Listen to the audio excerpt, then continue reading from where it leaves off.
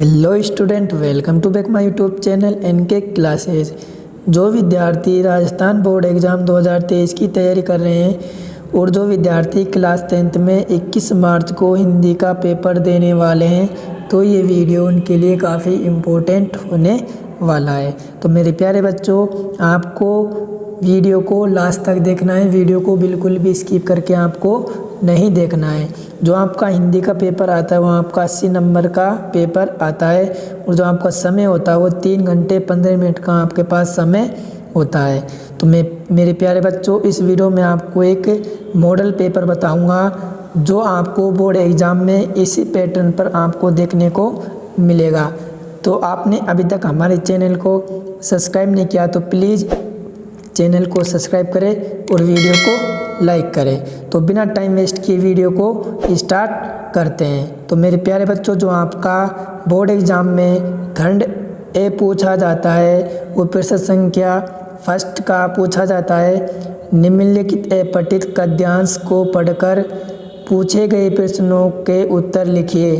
सबसे पहले आपको बोर्ड कॉपी में खंड ए डालना है, उसके बाद लिखना है उत्तर नंबर फर्स्ट का 1। ये आपके पास एक पठित गद्यांश है। इसको पढ़कर आपको ये नीचे की दी गई आपके पास प्रश्न है, इनके उत्तर आपको देने होते हैं। तो मेरे प्यारे बच्चों, इस गद्यांश को आप पढ़ लेना। मैं आपको इनके उत्तर आपको बता रहा हूँ। तो पहला देखते हैं, बिना टाइम वेस्ट किए जल्दी से मैं आपको इनके आंसर बता देता हूँ। पहला है आपका उपयुक्त गद्यांश का उचित शीर्षक है। पहला ऑप्शन है छायावाद, सरस गीत, जयशंकर प्रसाद, झरना। तो मेरे प्यारे बच्चों, पहले का आपका ऑप्शन से राइट आंसर हो जाएगा। नेक्स्ट प्रश्न है सेकंड, प्रसाद जी संबंधित है सुगनी साहू घराने से, कलवार घराने से, ठाकुर घराने में, हल्दार घराने से। तो मेरे प्यारे बच्चों, इसका ऑप्शन है आपका राइट आंसर हो जाएगा, सुगनी साहू घराने से। तो थर्ड प्रश्न संख्या क्या आपका, प्रसाद जी ने सर्वप्रथम कौन सी भाषा में कविता लिखी। ऑप्शन है अवधी, ब्रज, राजस्थानी, हिंदी। तो इसका ऑप्शन बी आपका राइट आंसर हो जाएगा। ऑप्शन बी आपका राइट आंसर हो जाएगा, ब्रज भाषा। फोर्थ क्वेश्चन आपका क्या कहता है। फोर्थ क्वेश्चन है, निम्न में से कौन सी रचना जयशंकर प्रसाद की है। आंसू, झरना संगीत, लहर गीत, विदायनी। तो मेरे प्यारे बच्चों, फोर्थ क्वेश्चन का आपका राइट आंसर हो जाएगा ऑप्शन ए, आंसू। पांचवा प्रश्न आपका, जयशंकर प्रसाद ने छायावाद का बीजारोपण किस रचना में किया। तो किस रचना में किया, झरना, आंसू, लहर, कामायनी। तो इसका ऑप्शन है आपका राइट आंसर हो जाएगा, झरना। उसके बाद आपका नेक्स्ट है, तो आपका 2 पूछे जाते हैं, एक अथवा में पूछा जाता है, तो इन दोनों में से आप कोई भी एक कर सकते हो। दूसरा आपका निम्नलिखित पठित गद्यांश को पढ़कर पूछे गए प्रश्नों के उत्तर लिखिए। आपको 2 दिए जाते हैं, लेकिन आपको किसी एक के उत्तर लिखना होता है। तो मैं आपको दोनों ही बताता हूँ, आप कोई एक इनमें से कर लेना। तो इसका सेकंड वाले का मैं आपको बताता हूँ। उपयुक्त काव्यांश का उचित शीर्षक है जगह की अनिश्चितता, पथ की पहचान, यात्रा, फूल और कांटे। इसका ऑप्शन बी आपका राइट आंसर हो जाएगा। सातवां प्रश्न आपका, बटोई शब्द का अर्थ है पथिक, मजदूर, नाविक, बाट जोहने वाला।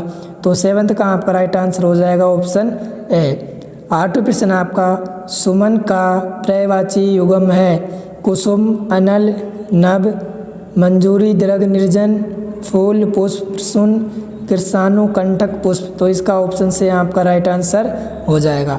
9वां प्रश्न आपका, उक्त काव्यांश में कौन सी शब्द शक्ति का प्रयोग हुआ है। अभिधा, लक्षणा, व्यंजना, कोई नहीं। तो इसका ऑप्शन भी आपका राइट आंसर हो जाएगा, लक्षणा। तो नेक्स्ट प्रश्न आपका 10वां प्रश्न है आपका कि प्रस्तुत काव्यांश में कंटकों के सर का अर्थ है दुख, सुख, रेगिस्तान, बगीचा। तो इसका ऑप्शन आपका ही राइट आंसर हो जाएगा, दुख। उसके बाद आपका नेक्स्ट 11वां प्रश्न आपका, उनमें शब्द का अर्थ है प्रकाश, दीप्ति, उजाला, उपयुक्त, सभी।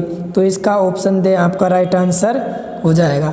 12वां प्रश्न आपका, जॉर्ज पंचम की नाक कहानी है व्यंग्यात्मक, संस्मरणात्मक, ऐतिहासिक, बाल, मनोवैज्ञानिक। तो इसका आपका ऑप्शन ए राइट आंसर हो जाएगा, व्यंग्यात्मक। उसके बाद आपका सेकंड प्रश्न पूछा जाता है आपका रिक्त स्थान का। निम्नलिखित रिक्त स्थानों की पूर्ति कीजिए। तो पहला प्रश्न आपका गाय, आदमी, पुस्तक आदि शब्द को क्या कहते हैं बताइए। तो क्या कहते हैं, जातिवाचक संज्ञा कहते हैं। तो पहले में आपका ऑप्शन क्या आ जाएगा, ऑप्शन में जातिवाचक संज्ञा। तो पहले में आपका आ जाएगा जातिवाचक संज्ञा।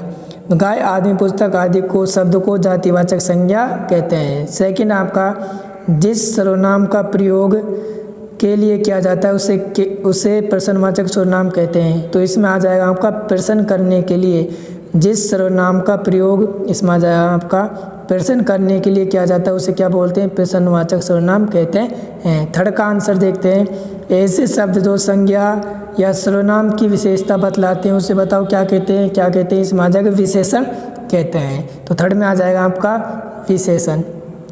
चौथा है आपका एविकारी शब्द ही अव्यय शब्द भी कहलाते हैं। तो इसमें आ जाएगा आपका अव्यय। फोर्थ में आ जाएगा आपका अव्यय। पांचवा प्रश्न है अनुज शब्द में अनु उपसर्ग है। तो इसमें आ जाएगा आपका अनु उपसर्ग है। नवा है आपका मानवता शब्द के मूल शब्द है। तो क्या इसमें, मानव। तो इसमें आ जाएगा आपका छठे में मानव। उसके बाद आपका थर्ड प्रश्न है आपका, थर्ड प्रश्न क्या कहता है, निम्नलिखित अति लघुआत्मक प्रश्नों के उत्तर लगभग 20 शब्दों में लिखिए। तो आपको ये थर्ड प्रश्न संख्या आपके सारे एक एक नंबर के इन प्रश्नों के आपको 20 शब्द के उत्तर लिखने होंगे। 20 शब्द से आपको ज़्यादा नहीं लिखने, ये सारे आपके एक एक नंबर के हैं। तो पहला देखते हैं व्यंजन संधि की परिभाषा लिखिए। तो आपको व्यंजन संधि की परिभाषा लिखनी है। तत्पुरुष समास के 2 उदाहरण लिखने। तो तत्पुरुष समास के 2 उदाहरण आपको लिखने हैं। तो इस प्रकार आपके जो प्रश्न नंबर 3 संख्या है, तो इसमें टोटल जो क्वेश्चन पूछे जाते हैं आपके, वो क्वेश्चन है आपके 12। तो 12 तक आपके एक एक नंबर के प्रश्न संख्या पूछे जाते हैं। तो इनको आपको ज़रूर हल करना है। उसके बाद आपका फोर्थ क्वेश्चन देखते हैं। फोर्थ क्वेश्चन में आपका जो आता है वो खंड ब आता है। तो कॉपी में आपको, बोर्ड कॉपी में डालना है खंड ब। खंड ए तक का हमने आपको बता दिया, अब खंड ब आपका स्टार्ट हो गया। तो प्रश्न संख्या 4 से 16 तक के लिए प्रत्येक प्रश्न के लिए अधिकतम उत्तर सीमा कितनी होनी चाहिए, आपको इनका शब्द 45 शब्द में इनका उत्तर देना है। ये सारे आपके 2-2 नंबर के आते हैं। जैसे फोर्थ क्वेश्चन देखते हैं, माता का आंचल पाठ से बाल स्वभाव की किस विशेषता का पता चलता है। तो ये आपका प्रश्न संख्या 4, 5, 6 और 7 यानी 12, 11 तक। इसके बाद इसमें जो पूछा जाता है वो आपको 16 तक। जो आपका खंड ब है उसमें आपके 16 तक प्रश्न पूछे जाते हैं। ये सारे आपके 2-2 नंबर के हैं। इन 15 में आपको सूरदास का जीवन परिचय लिखना है और रामवृक्ष बेनीपुर का जीवन परिचय एवं कृतिक संक्षेप में लिखना है। उसके बाद आपका खंड से आता है। तो बोर्ड कॉपी में आपको डालना है खंड से। 17वां क्वेश्चन क्या आता है आपका, निम्नलिखित पठित गद्यांश की से प्रसंग व्याख्या कीजिए। आपको 17वें क्वेश्चन में से प्रसंग व्याख्या करनी है। इन दोनों में से आप कोई एक के ऊपर आप कर सकते हो। तो बोर्ड एग्जाम में आपको 2 मिलेंगी जिनमें से आपको एक पर करना है। उसके बाद 18 ये और में मिलता है आपको, इन दोनों में से भी आप 18 प्रश्न में से भी कोई एक पर आपको व्याख्या करनी है। या तो इस पर कर सकते हो या आप इस पर। उसके बाद आपको 19वां प्रश्न देखते हैं। 19वां प्रश्न क्या कहता है, लक्ष्मण व परशुराम के मध्य हुए संवाद को उदाहरण सहित लिखिए। आपके 3-3 नंबर के आते हैं। प्रश्न संख्या 21 देखते हैं हम। 20, 19 और 20 आपके 3-3 नंबर के आते हैं। अथवा में इनमें से आपको एक प्रश्न का उत्तर देना है। अब 21वां प्रश्न आपका क्या कहता है, निम्नलिखित विषयों में से किसी एक विषय पर लगभग 300 से 350 शब्दों में एक सारगर्भित निबंध लिखना है। यानी आपके पास ये 4 निबंध है जिनमें से आपको एक पर आपको इनमें से निबंध लिखना है। पहला मातृभाषा और उसका महत्व, और दूसरा मेरे प्रिय नेता, और ये तीसरा आपका मेरी अविस्मरणीय यात्रा, चौथा है आपका राजस्थान के मेले। तो चारों में से आपको एक करना है। उसके बाद आपको क्या करना है, 22वें क्वेश्चन में पत्र लिखना है। ये आपका 4 नंबर का आता है। नेक्स्ट वीडियो में आपको बता दूँ कि आपको पत्र कैसे लिखना है। दो आएंगे जिनमें से आपको कोई सा भी आप कर सकते हो। 23वें प्रश्न में भी आपको 2 मिलते हैं 4 नंबर के, किसी एक पर आपको लिखना है। तो मेरे प्यारे बच्चों, आज की इस वीडियो में इतना ही। अगर ये वीडियो आपको अच्छी लगी हो तो वीडियो को लाइक करें और चैनल को सब्सक्राइब करें। मिलते हैं नेक्स्ट वीडियो में।